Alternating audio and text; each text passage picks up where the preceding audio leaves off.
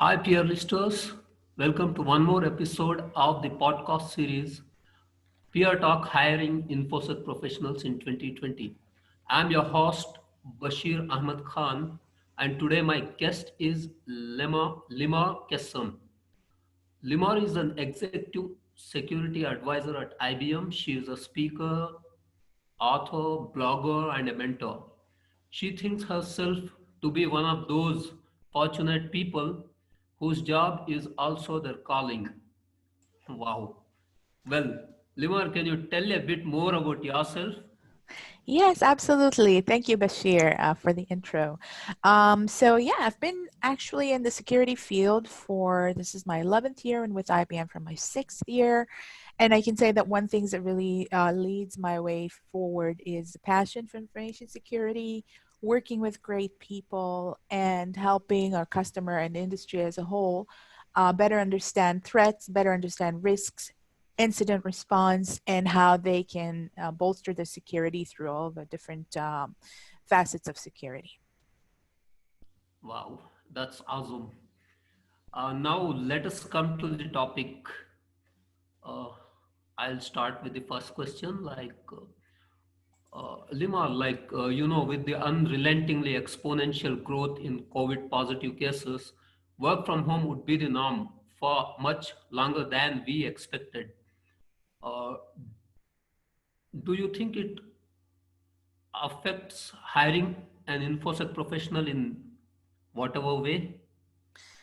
I think there is an effect. Some of it is positive. Most security professionals can and are even happy to work remotely. It's really depending on their interaction with customers. If they obviously have to keep going to customers, again, they'd be happier to work remotely, or, if they need to be in a physical location and it could be changed. So, in that sense, the pandemic can make it easier than ever to reach top talent in security and actually hire outside of routine company policies, sometimes requiring that people come to the office daily or be in very certain locations. So it kind of opens up that market. um, a second thought, though, is that while this can be great for hiring new professionals, not everybody worked from home very long before the pandemic. Not everyone is maybe productive or happy to, work from home for whatever reason. So we have to also consider things like what type of teams are they joining? What part of their work must be done on site, and what can be done remote. Sometimes if it's an IT professional, they do have to come into a physical location. Right. And so we used to think about these questions before when we hired people, but now they're a lot more pressing because we have to work to integrate new staff into a new reality and into roles that typically received a lot more hands-on guidance, maybe with management, with peers, and kind of bring people into the fold. And now we have to do this remotely. So there's that change. There's another point that comes to me from a recent study that we did, looking at the overall risk of professionals working remotely. So we wanted to see, how are people getting along with that? And we surveyed about 2,000 people working from home because of the pandemic. 80% said they were confident their organization could handle the related security threats, and Wow. 45% said they did not receive any additional training since going remote. So that means, more risk, but people are less aware of it.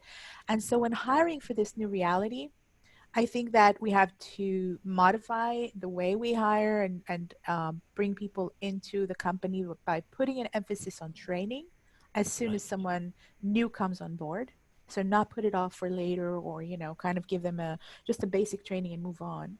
But really put an emphasis on training, even for security professionals, because those working in our domain are no exempt. They have to understand the governance that's in place. They want to make sure they use all the security controls that are being required for remote work, that they keep up to date about the applicable threats.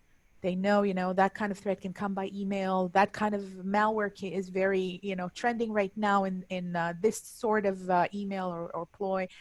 And they have to complete also company's security service and certifications that they have, inside the company, to make sure they remain aware of the risks that is relevant to their job. And, no matter where they work, if it's from home or from the office, that they're able to be a layer of protection instead of a layer of risk. Right. And what skill sets organizations would be looking for, in your opinion? So, Bashir, it's funny. Because I want to kind of respond on what skill sets organizations should not be looking for at this time. Because lately I've been seeing a variety of job descriptions from companies. They're looking for candidates that are supposed to feature the skills of like 3 or 4 different people, or Right. 3 different separate roles. And if someone is in a company that's searching for security professionals, I would advise them not to do that, because the more specific they are about what they need, the easier time they'll have finding it.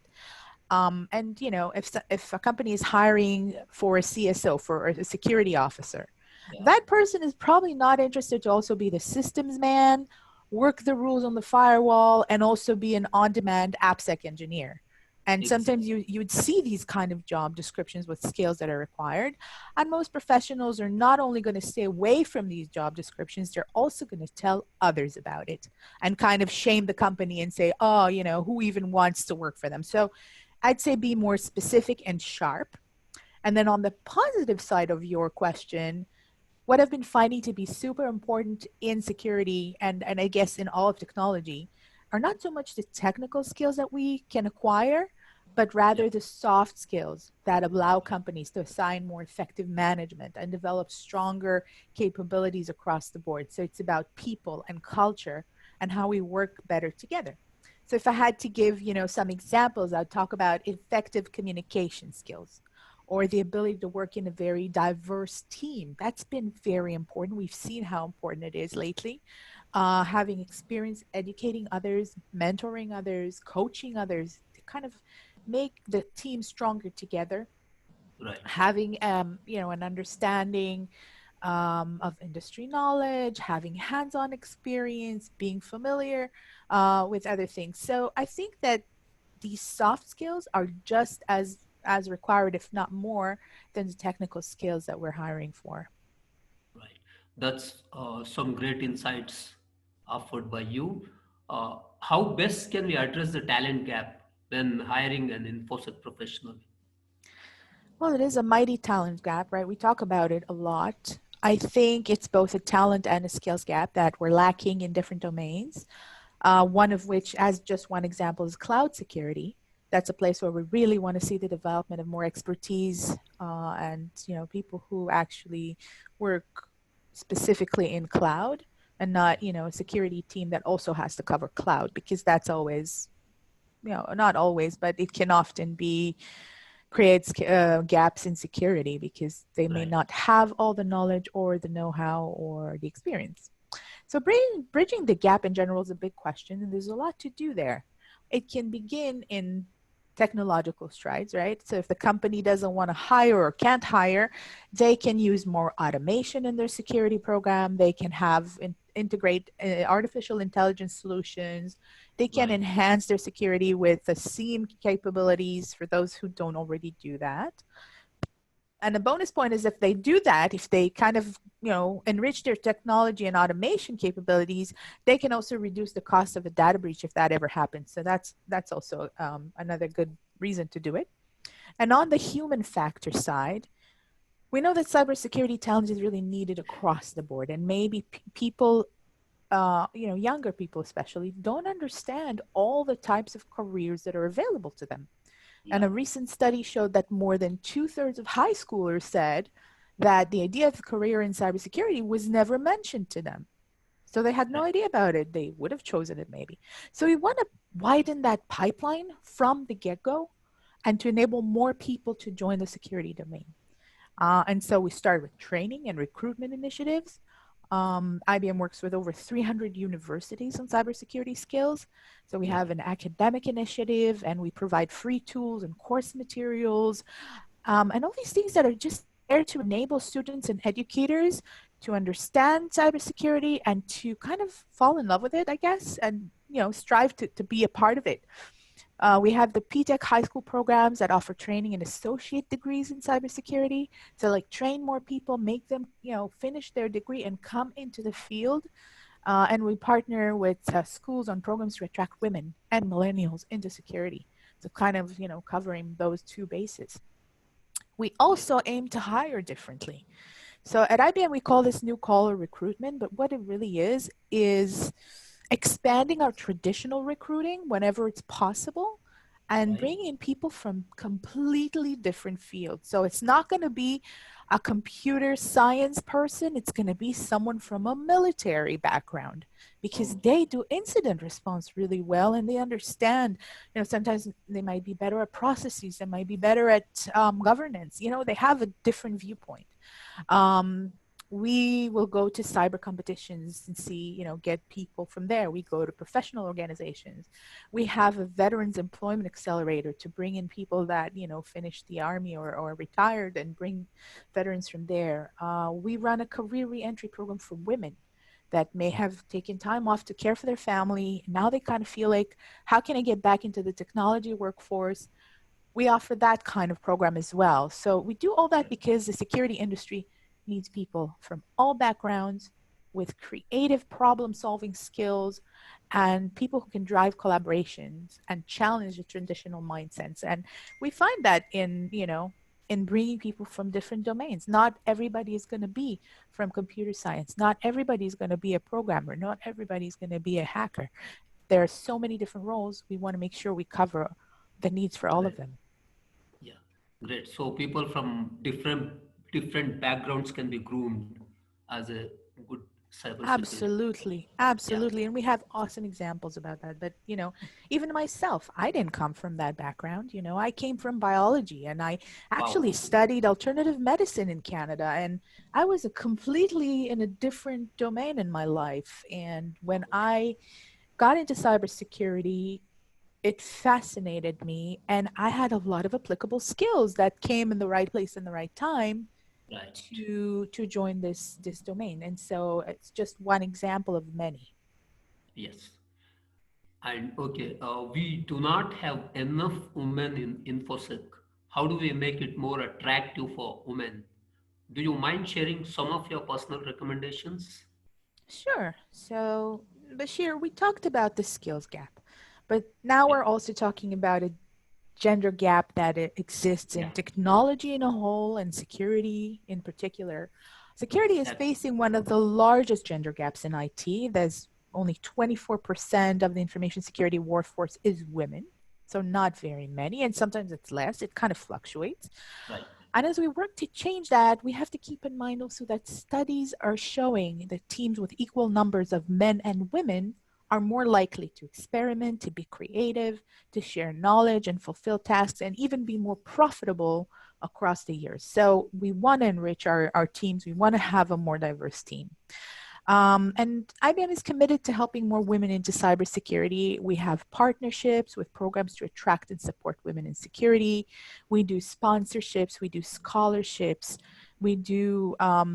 We have a women's security conference. We have a scholarship for Hacker Halted. So we give Right. out passes to women. So we want them to come and attend the conference. We have an earlier program that's called IBM Cyber Day for Girls that we founded to help raise the awareness to cybersecurity with middle school girls and really help to promote the awareness of cybersecurity. First of all, for them to understand it at that age. And, around grade 6 through 8, this is where many girls begin to opt out of science and math. And it becomes like a boys thing. Like the boys club is they go for science and math and the girls go for other things. And Right. we actually have been really working to change that across 9 countries and 6 continents, and it's been really good. And it also operates in India, by the way. Yeah. So that's good. A lot of women in India and very clever and interesting and amazing colleagues of mine in India. So I'm really Right. happy about that. Yeah. And we also have, other more internal programs to encourage women from other technological realms to come into security, to learn about security, to hear the stories of other women in security, and kind of join that. So yeah, doing a lot of those different things. Right.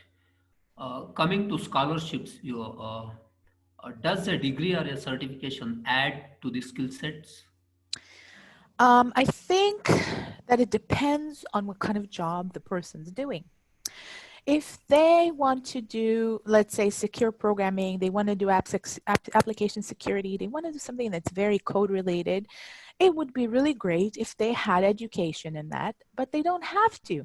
If they have verifiable hands-on experience, if they have, projects that they can show, references, maybe a micro credential, something from a course, I think it helps. If they want to show a certification, I think again, it depends on what kind of job. For example, I'll give myself as an example.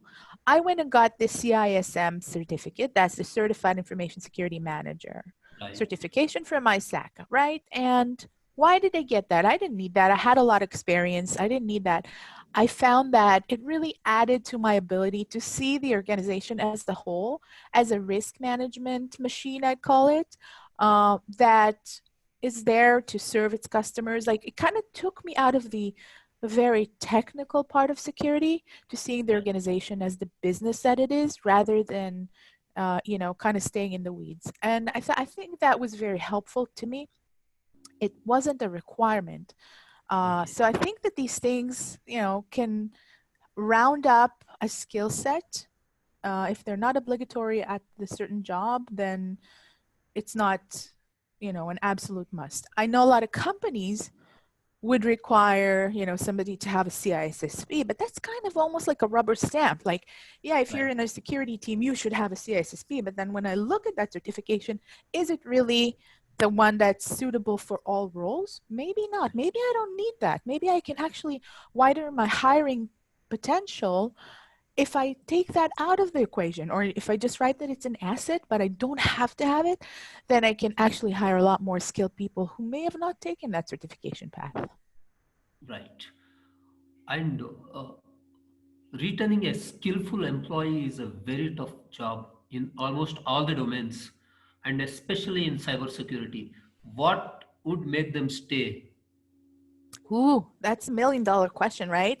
I think that skillful employees, especially in security, it's called the market is the employees market because there's so much demand and there are not enough skillful employees in different Yeah. domains.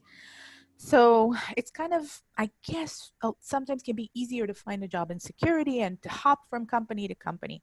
So I Right. think that a good way to make people stay is to get a good match from the get-go.